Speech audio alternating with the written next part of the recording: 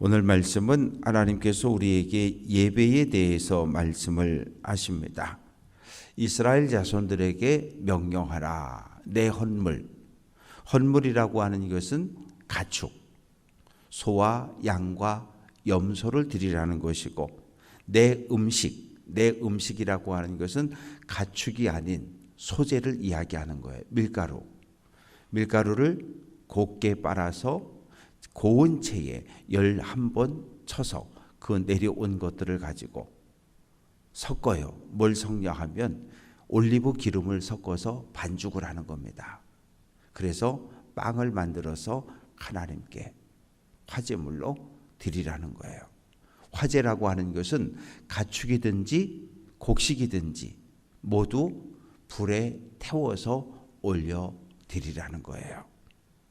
그래서 구약의 모든 제사에는 피가 동반되어졌고 또 밀가루가 들어갔고 기름이 들어갔고 포도가 들어가고, 이 전제라고 하는 제사는 두 가지가 사용이 되어지는데, 첫 번째는 포도주입니다.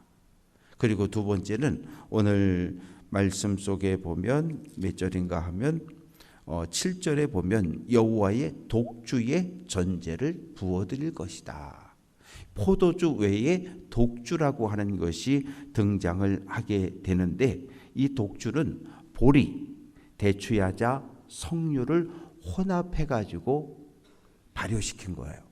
그래서 보통 포도주보다 도수가 엄청나게 높습니다. 이렇게 해서 하나님께 드리라는 거예요. 그런데 매일매일 드리는 3절 말씀 속에 보면은 1년 되고 흠없는 순양을 매일 2마리씩 상번제로 드려라. 이 상자가 한자로는 항상 상자예요. 그러니까 매일 드리는 제사예요.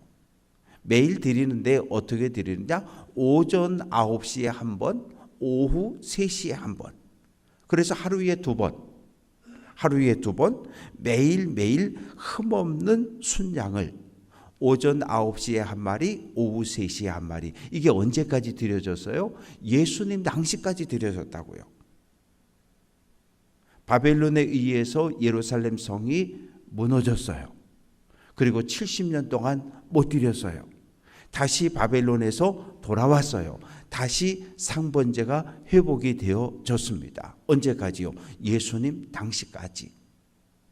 주 70년 로마 군대가 예루살렘 성을 함락시킬 때까지 이 상번제는 오전 9시에 오후 3시에 드려졌어요. 그래서 유대인들은, 히브리인들은 하루에 3번 기도했는데 오전 9시에 기도하고 낮 12시에 기도하고 오후 6시에 기도했어요. 이 기도하는 시간들을 지켜 지금까지도 유대교인들은 이것을 지켜오고 있습니다. 그래서 6절 말씀에 보면 이는 신의 산에서 정한 상번제로서 여호와께 드리는 향기로운 화제이다. 출애굽기 29장 38절부터 42절까지의 말씀 속에 너희는 오전 9시에 한 마리, 오후 3시에 한 마리 매일 하나님께 2번의 제사를 드려야 한다. 이렇게 정해졌고, 그 이후 예수님 당시까지도 예루살렘 성이 멸망당하는 그날까지 지켜졌던 것이 이 상번제 제사입니다. 그리고 7절 말씀 속에 보면 전제, 포도주나 독주를 부어서 하나님께 드리고, 또 그것뿐만 아니라 밀가루를 고운 밀가루에 올리브 기름을 반죽해서 그것으로 빵을 만들어서 또한 소재로, 곡식으로 피가 없는 제사도 하나님께 드려야 한다. 9절 말씀 보면 안식일은 창조 기념일입니다. 하나님께서 첫째 날부터 여섯째 날까지 천지 만물을 창조하시고 그리고 나서 일곱째 날 안식하셨거든요. 하나님께서 쉬신 날, 창조를 완성한 날, 만약에 일이 끝나지 않았으면 쉬지 않으셨을 거예요.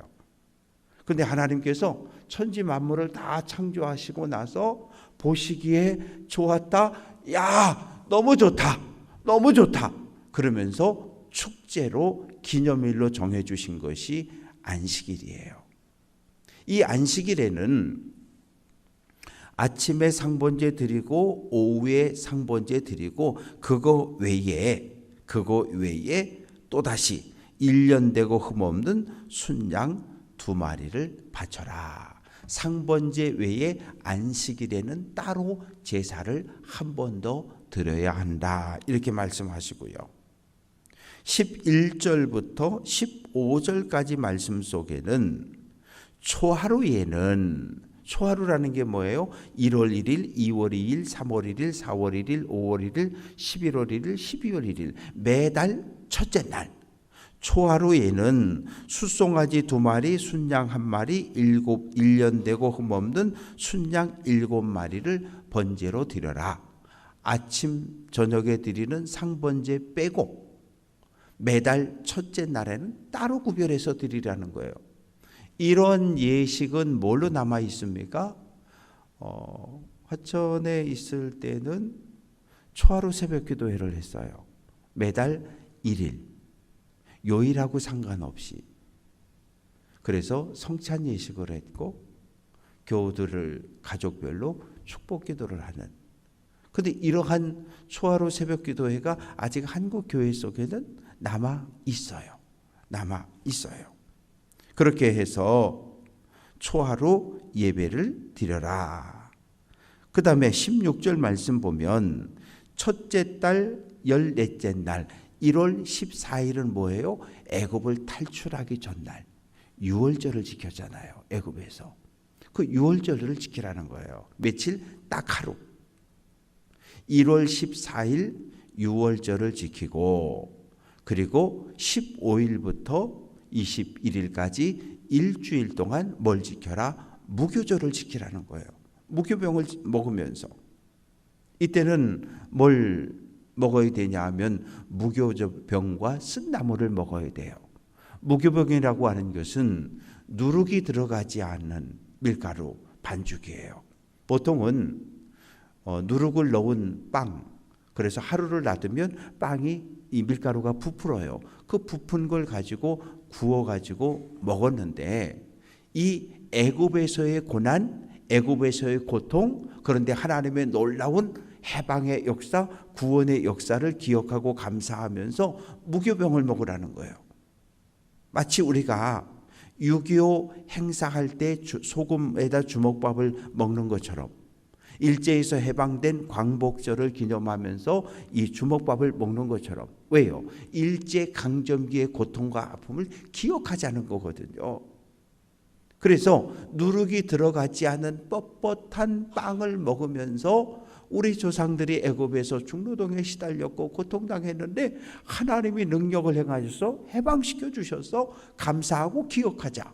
그래서 한 주간 동안 쓴나물과 누룩을 넣지 않은 빵을 먹었는데 그 절기를 무교병을 먹는 절기, 그래서 무교절이라 그러고, 첫째 날하고 일곱째 날에는 뭘로 모였냐면 성회. 성회라고 하는 것은 거룩할 성자 모임 회자인데 누가 소집하는 모임입니까? 하나님이 소집한 모임이에요. 하나님께서 다 모여라. 내가 너희를 애굽에서 해방시켰으니 너희가 감사하고 나에게 찬양하며 영광을 예배를 올려드려라. 그래서 다 하나님께서 불러 모으신 집회가 성회예요. 그런데 이 무교절 집회에 참석하지 않는 사람은 어떻게 한다? 공동체에서 쫓아낸다는 거예요. 왜? 하나님께서 소집했는데, 하나님께서 모여서 첫째 날, 일곱째 날 예배하라는데 참석을 안 해? 너는 나가. 그래서 쫓아내라고 말씀을 합니다. 이제 26절부터 마지막 절까지 말씀 속에는 77절에 대한 이야기가 기록이 되어져 있습니다.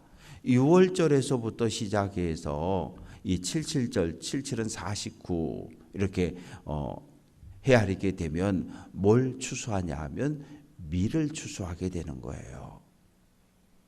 그래서 첫 열매, 첫 이삭을 겨울을 지나고 나서 보리를 추수하고 나면 밀을 첫 이삭을 추수해서 하나님께 흔들어 올려드리는 절기가 있는데 칠칠절입니다.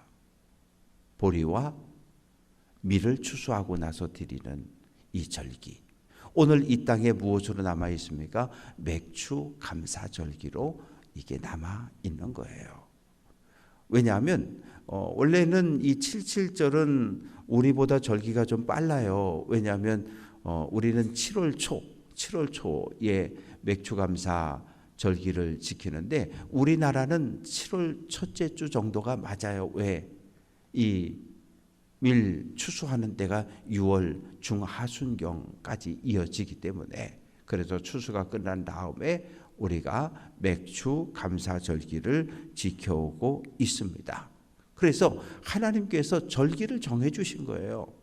이게 모세가 임의로 쓴 게 아니라 하나님께서 이 상번제부터 시작해서 안식일 제사, 초하루 제사, 그 다음에 유월절, 무교절, 칠칠절, 이제 내일부터 이어지는 또 7월 1일 신년 이 모든 절기들을 하나님께서 하나하나 정해 주셨습니다. 신앙생활이라고 하는 것은 세상 달력을 따라가지 않아요. 우리는 달력을 2개 가지고 있는데 첫째는 3개 가지고 있죠. 우리도 첫째는 태양력이죠. 오늘 모든 사람들이 사용하는 전 세계가 사용하는 오늘은 2025년 11월 25일 화요일. 이건 태양력이에요. 또 뭘 가지고 있어요? 음력을 가지고 있어요. 우리 민족도 농사를 짓는 나라들은 대부분 음력을 사용합니다. 달의 움직임을 보고서 달력을 그걸 가지고 농사를 씨를 뿌리고 밭을 갈고 추수하는 이 절기를 지켜오고 있고요. 그리고 예수님을 믿는 우리들에게는 교회 달력이라는 게 또 하나 있는 거예요.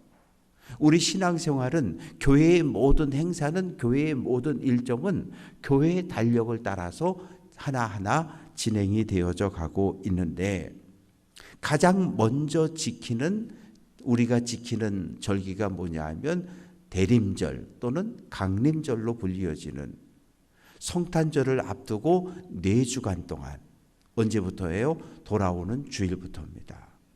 성탄일을 앞두고 4주간 동안 오시는 주님을 기다리며 대림절, 강림절을 우리가 지켜요. 첫 번째 절기입니다.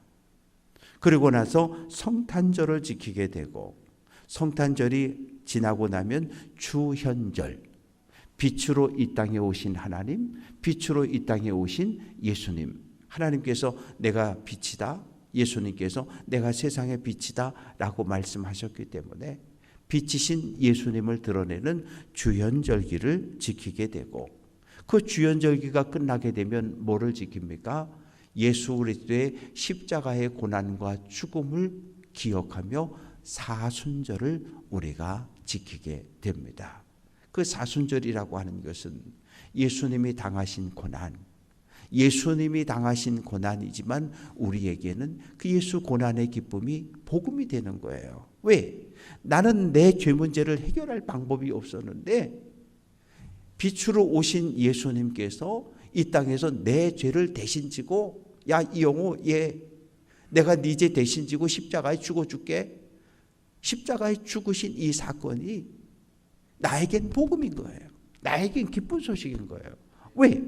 예수님이 내 죄를 대신 지고 십자가에 죽지 않았으면 나는 죄인에서 도저히 벗어날 방법이 없어요. 내 힘과 내 능력, 내 재물, 내 경력, 내 모든 걸 다 쏟아부어도 나는 이 죄 문제를 해결할 수 없어요. 그런데 예수님이 걱정하지 마. 네가 해결할 수 없지? 내가 대신 해결해 줄게. 이것이 예수 그리스도의 십자가 사건입니다. 하늘 아버지에게는 아픔의 시간이고 예수님에겐 고통의 시간이지만 예수 십자가의 사건이 우리에게는 복음인 거예요. 왜? 예수 십자가의 죽음으로 내 죄가 사함을 받고 하나님 거룩한 백성으로 신분이 바뀌었기 때문입니다. 그래서 우리가 고난주간을 그리고 성금요일을 지나고 예수님의 부활하신 부활절을 기쁨으로 지키게 됩니다. 이 부활절이 유월절하고 비슷하게 맞아요. 무교절 절기하고. 그리고 나서 뭘 지킵니까? 성령 강림절을 지키는 거예요.